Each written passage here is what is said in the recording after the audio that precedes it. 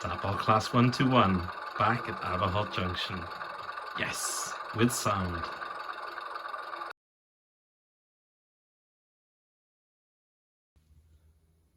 Well, hi there, and welcome back to Aberhot Junction. And this week, installing a Loksound V5 chip into my Dapol Class 121. Unlike the TTS chips that I put into the Class 37 and the Tornado last week, video up here if you want to watch it, which went swimmingly well, as you can hear. Exceptionally loud those the TTSs are. I'll have to turn them down. But yeah, this week I want to show you how easy it is.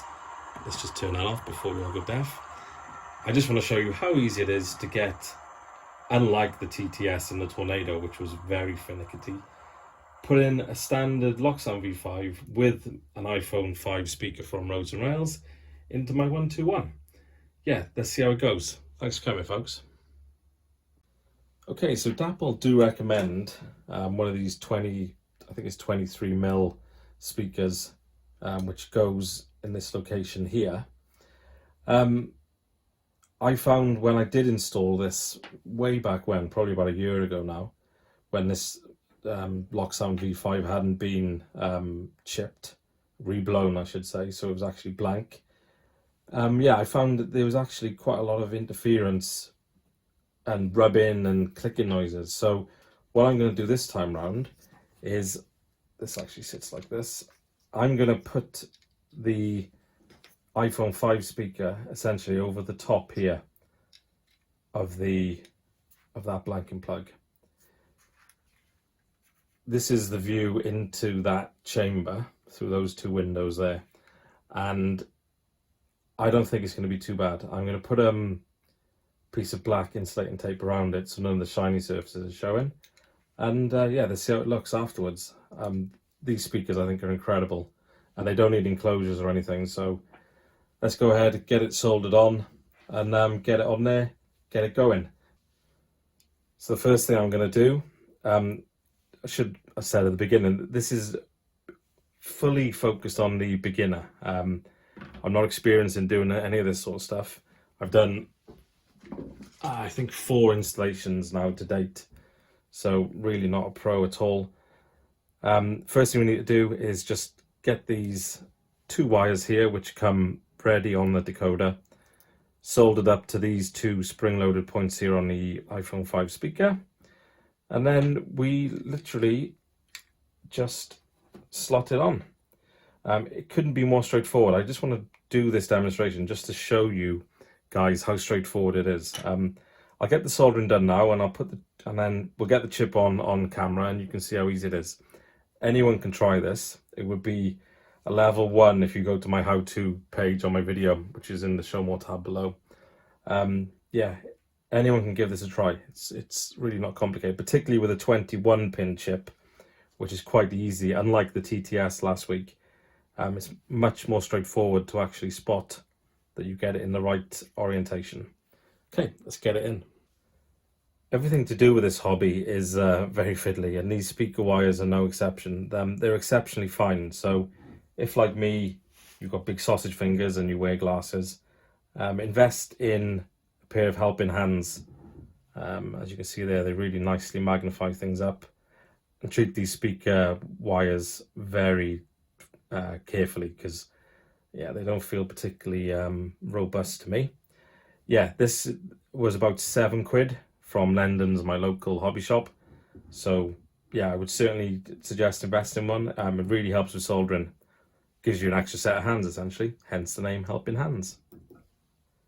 I'm just stripping these wires as I do with my droppers as well. Just with my Zuron track cutters. Just very gently though, just sort of scoring them. Oh, there you are, that's it. Maybe that should focus, maybe it won't. And yeah, and just pulling them off with a nail. Probably not the best way to do it, but I tend to find it doesn't break the wires or anything. If you want to invest in some proper strippers, you might struggle to find the ones this fine anyway. So yeah, just give it a little try. Try on a bit of cable you've got lying around that you don't mind breaking.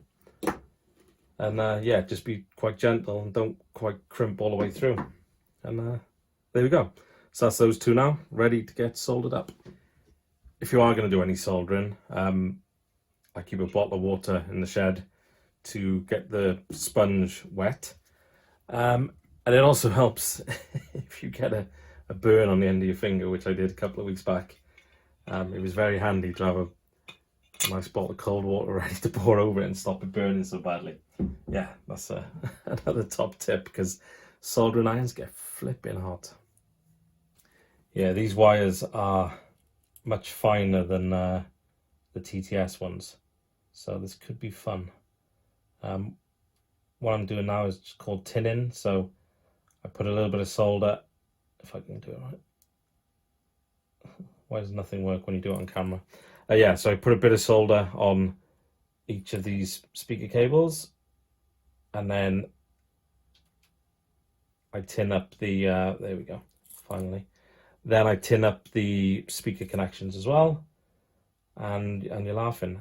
Please don't take the way I soldered to be, as I'm proving here, to be the way to go. There's many people who do it better, but the important thing is not to do what I just did there, which is solder onto the speaker cable. There we go. The important thing is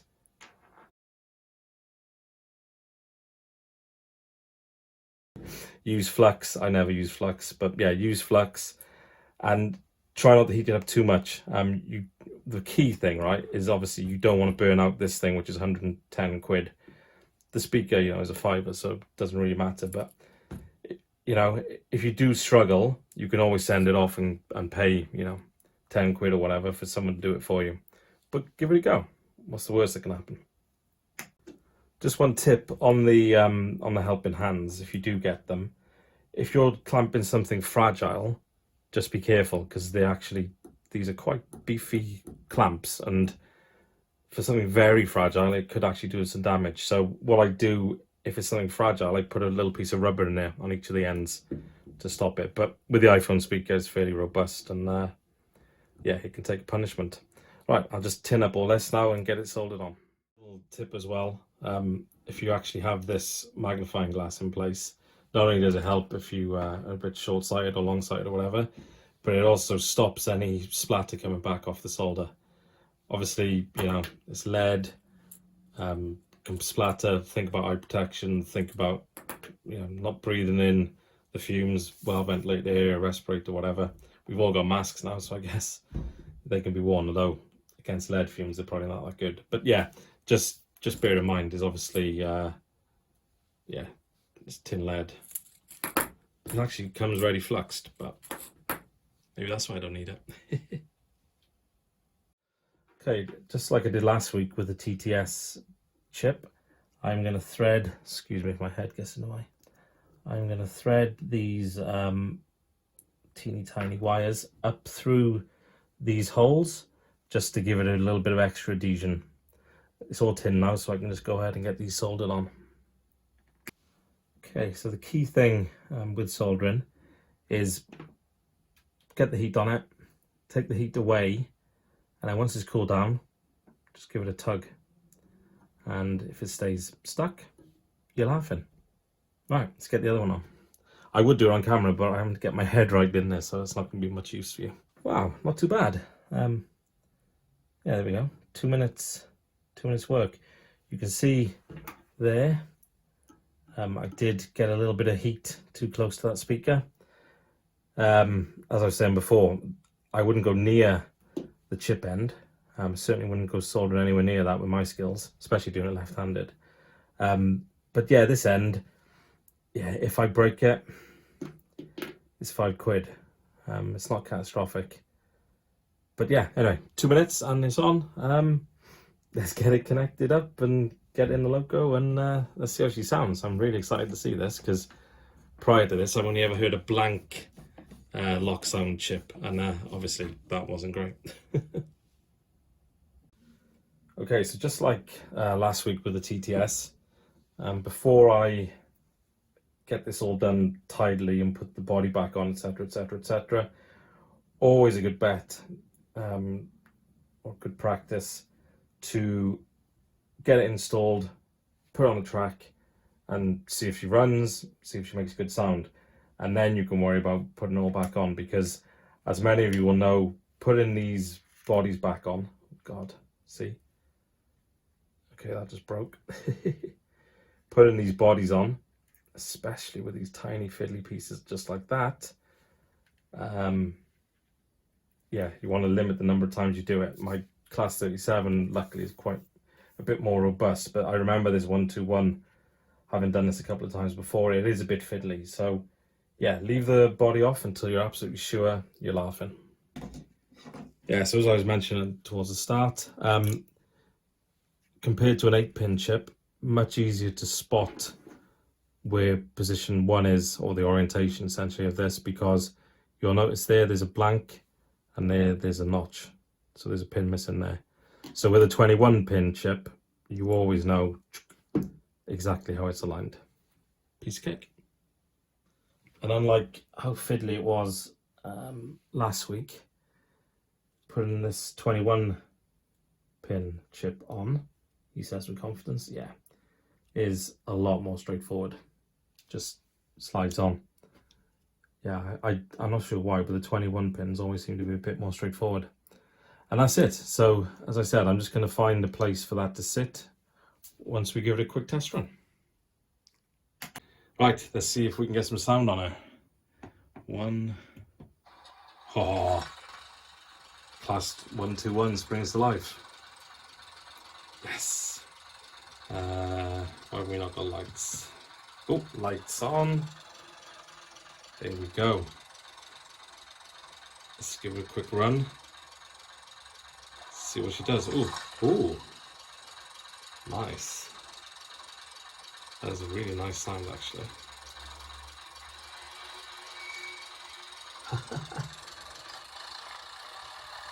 Yeah, I'm really curious to see how a Loksound compares to a TTS. Yeah, it is nice.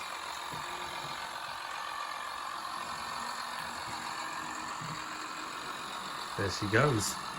Unfortunately, I can't take it too far because the tornado's in the way.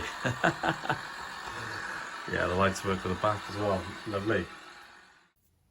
So I just wrapped the iPhone 5 speaker with a little bit of insulating tape.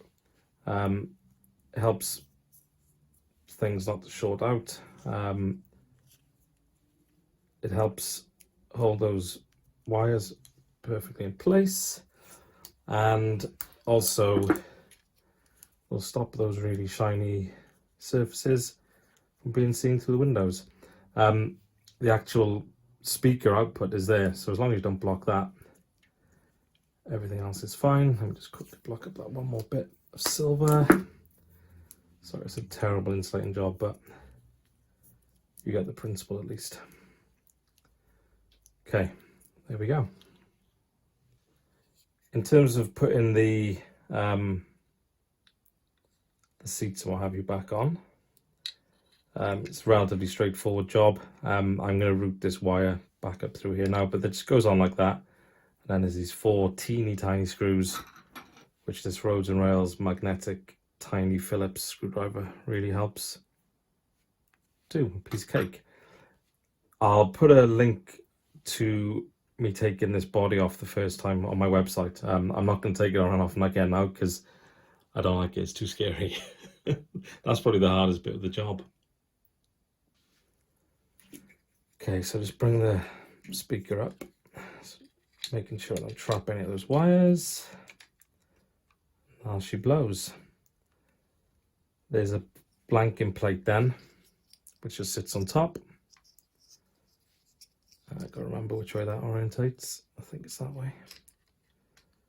And then, yeah, that just clips in. Get your 4 screws in.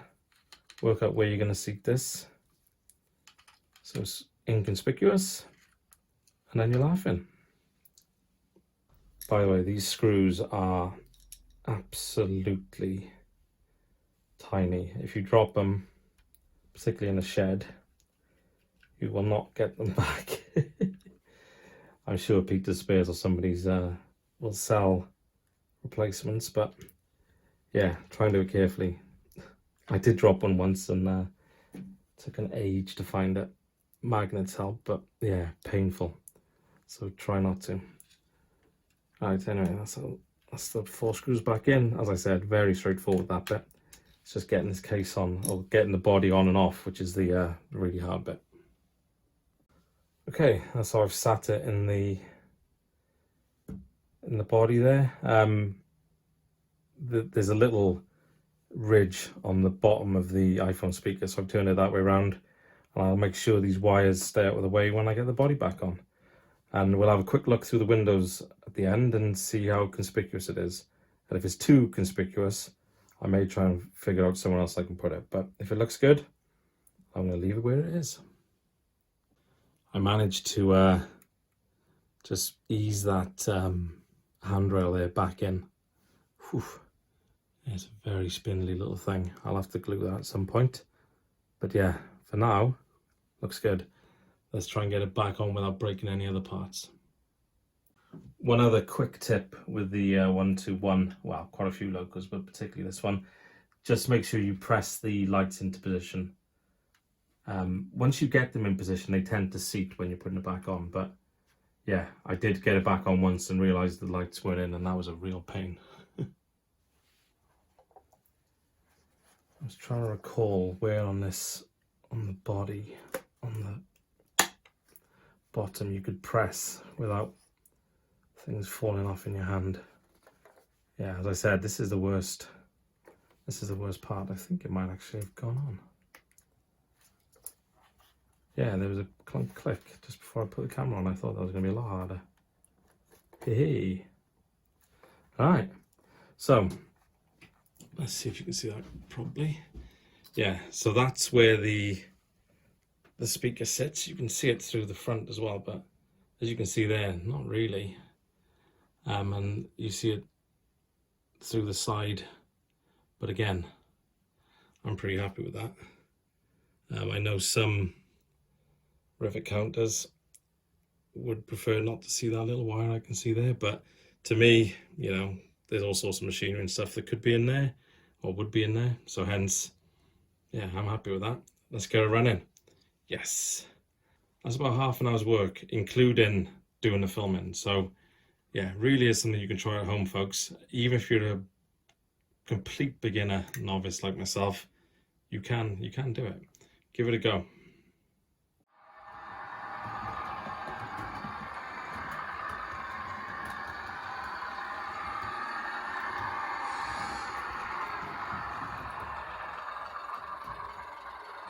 Yeah, that is nice, isn't it?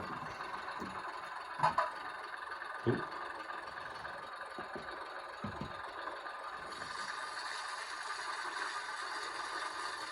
Cool, I'll have to check what all these do, but yeah. Nice. Right, let's send her on her way. Thanks for coming, folks, and I will see you next time on Albert Holt Junction. Have a great time modelling.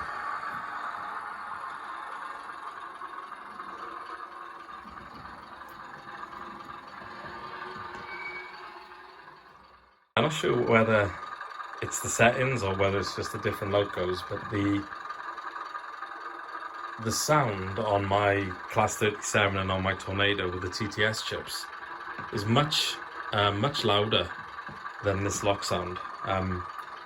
Yeah, as I said, whether it's a function of settings or whatever, who knows, but yeah, just take a listen to this.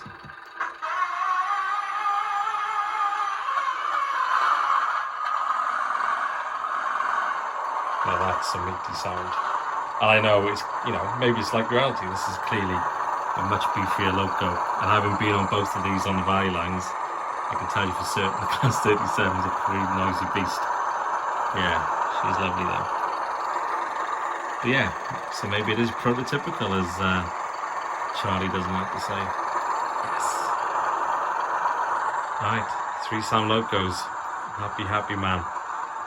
Thanks for coming, folks. See you again at Albert Holt Junction.